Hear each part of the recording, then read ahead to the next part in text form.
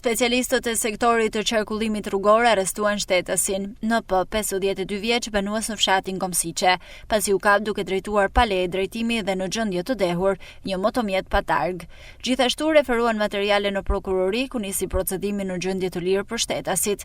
TF, 78 vjeç, banues në fshatin Bardhaj, pasi u kap duke drejtuar motomjetin pa leje drejtimi.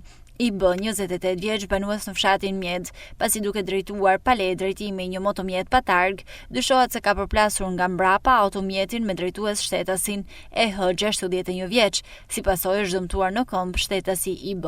Po ashtu referuan materiale në prokurori, pasi më datë 1 mars 2026 në aksin rrugor Koplik Tamar, shtetasi MA, 32 vjeç, banues në fshatin Dobraç, duke drejtuar motomjetin ka humbur kontrollin, është rrëzuar dhe përpasoj është dëmtuar. Ai po merr mjekim në spital dhe është jashtë rrezikut për jetën. Specialistët për hetimin e krimeve të Komisariatit të Policisë Shkodër referuan materiale në prokurori, ku nisi procedimi penal për shtetasen PS, 49 vjeç, pasi nga kontrollet e kryera në bashkëpunim me shërbimet e OSHE, u zbulua se në banesën e saj kishte lidhje të paligjshme për furnizimin me energji elektrike.